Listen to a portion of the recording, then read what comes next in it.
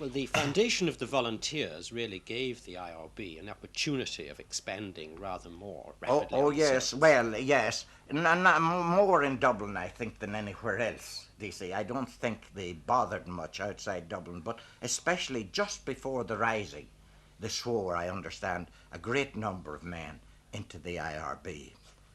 One of the people in my circle when I joined was Sean T. O'Kelly, and a lot of other people who became prominent in a variety of ways. It was a very much a white collar movement in Dublin when I joined it. Civil servants and solicitors clerks and so on.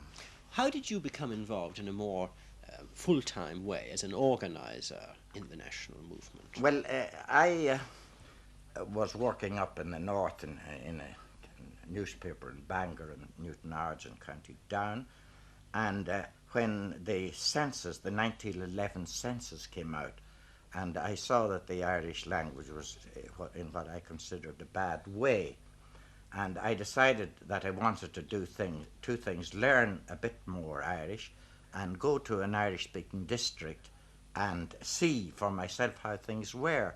So I couldn't see any way that I could live in an Irish-speaking district for any length of time except as a farm labourer. So, on the advice of Padre O'Howrahan that Corcahwina was the best place, I wrote to him. I went down to Dingle and began to look around. But I had met Sean McDermott on my way down, and he happened to speak to Tom Ash. And I got a letter from Tom saying that his young brother had just gone to America. They were short-handed at home in Kinnaird, and I went out there and I arranged to stay with the Ashes, Tom Ash's people.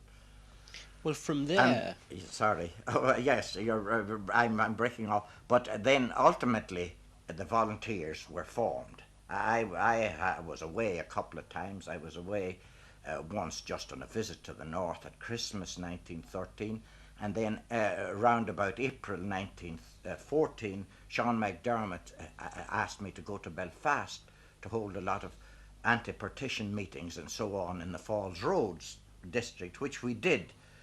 Big crowds which were rather cold, and they didn't people some people told us we shouldn't try to hold them, we'd be chased out, and we were attacking the Irish Parliamentary Party. But actually the crowds gathered and listened to us, but we couldn't stir them. So then I went back to Kerry about July or so, 1914, and joined the local company of volunteers, and then I made myself captain because we had an idiot of a militiaman drilling us, and one Sunday he was giving his orders in the wrong rotation, and the girls of the parish who were standing on the bank up above us were nearly falling with laughter. So a fit of anger took me, and I stepped out and I said to the militiaman, "Stand in there." And he did it. And I proceeded to give the orders to the company, and I was the captain of the company from that time on. And then once when Cahersiveen volunteers came over the bay in boats to Dingle, I was asked to bring the company in. And for some reason that I don't know, when we came to the Mall, a man came up to me and said, "Will you say a few words of welcome to the Cahersiveen volunteers?" Well, I felt the Lord had called me, and I clambered up on a heap of stones. Somebody asked me, "What are you going to say?" I said, "I don't know." And the next time I heard myself praying the all-merciful God to crown the German Eagles with victory. And the police looked like thunder, but I wasn't arrested. I went on. Desmond Fitzgerald was there with the men from Ventry, and they led the cheers, and the whole crowd cheered. And then after that, I was sent north to organise. this is what picked you out as being a violent and a dangerous man. Why did you say those things? Were you infected by what you'd Oh, been reading, or well, you what? see, I wanted England beaten in the war, naturally. You see, I thought that the only hope of getting Ireland free was for England to be beaten, or at any rate pushed to the point where she'd have to yield to us.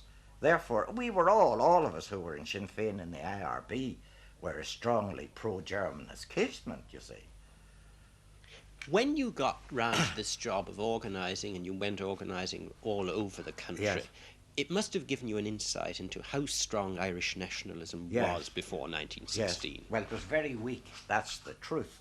You see, the whole generations of parliamentary agitation and alliance with the Liberals, the British Liberals, had damped down feeling to an extraordinary extent. And in some ways, the real swell that took place when the Irish Volunteers were formed was rather against Carson than anything else. Carson had his volunteers, and the Irish Volunteers rose up, you see. But it wasn't entirely a healthy movement. Well, then you see when Redmond went pro-British in the war and tried to suggest that Irishmen should join the British Army and fight for little Catholic Belgium, the volunteers dissolved in most places. The only places where a volunteer company really kept alive was where it had got a few rifles. You see, after Hope and after the shooting and Bachelor's Walk, the British relaxed the arms embargo for a short time, and a good many rifles were brought in, and companies, I can think of them, Limerick, Cork, Tralee, Killarney, and so on, had got rifles, and they stood together, small companies, you see. But now in the north, when I went there, there was really nothing. I think out of the thousands of volunteers that had been there, there were about 40 gathered in the hall. There were a lot of old Fenian circles round North Mid Antrim and South Derry and some places in Donegal, but they wouldn't come out in the open. I remember the only considerable Fenian meeting that I could hold during the 2 or 3 months I was in the north was one in the middle of a bog, 2 miles from anywhere near Gulladuff. But these fellows had been used to secrecy for generations since '67, that you couldn't induce them to come out. But was this peculiar to the north? What was your experience in the south? Oh, well, when the you came south there? was different, but of course the people were very apathetic, you see. Like, there was a good company in Cork City, there was a company in Mitchelstown. There wasn't very much else in the county. I can remember going to Macroom. You see, there was one man there, Dan Corkery, who was afterwards a member of the Dáil. He couldn't tell me another person in the town who would do anything. I went to Kinsale. Eamon O'Neill had been a Sinn Féiner and had been on the Coiste Gnocha, the Gaelic League. He was afterwards in the Dáil and was deputy speaker. I was 3 days in the town, but I couldn't contact him, they say. I ultimately contacted Sean Hales, who was there on a job, and I went to his people, and there was a small company formed in the country. I remember going with Thomas McCurtain to Blarney. We couldn't do anything. I went to Mallow. There was supposed to be a volunteer hall. I asked them, had they a drill instructor? They hadn't. I said, all right, I'll do drill. What night will suit? No night at all would suit. So I was speaking angrily, and the man took me by the arm and he said, come over here. He said, there's no use in your getting angry. There's a back way from the hall into the pub, and we're in the volunteers for a wet. So there's no use talking about drill. that was Mallow for you, that you say. But it was very difficult to get anything going. As I say, we got something going at Kilbrittain. We got something going, of course. The Haleses had already moved in Ballinadee. But broadly speaking, we marched the Mitchelstown volunteers out a number of places, but we really couldn't get anything going. So I moved. That was Cork at the time. It improved as I went along. That was early in 1915. Then Kerry was a bit better, you see. Tralee was good, and we could go out to Rownascoil and a number of places, and we got companies formed round Tralee. And Dingle, of course, was pretty good. There had been ups and downs since I left Dingle. You see, Desmond Fitzgerald had, when he tried to prevent them going, Redmond had been knocked down and kicked and badly damaged, but the Sinn Féin people had got on top by the time I came back, and then out towards Berley-Ferger there were companies, and Kerry was moderately good, you see, but more the country areas than the towns, broadly speaking. I remember going into Killorglin to a Sinn Féiner, what's supposed to be Sinn Féiner there, but he said, the only advice I can give you is to take the next train out. There were 2 lady teachers who were Sinn Féiners, a Miss McCullum and a Miss Cotter, who were running an Irish school there. I went to see them. They were strongly with us. They couldn't give me the name of a young man in Killorglin. So, and Listowel had a sort of company, but it wasn't very much good. And then all the towns and villages around, you know, were What pulling. about the towns and the villages, say, in a county like Clare? Clare was the worst of all.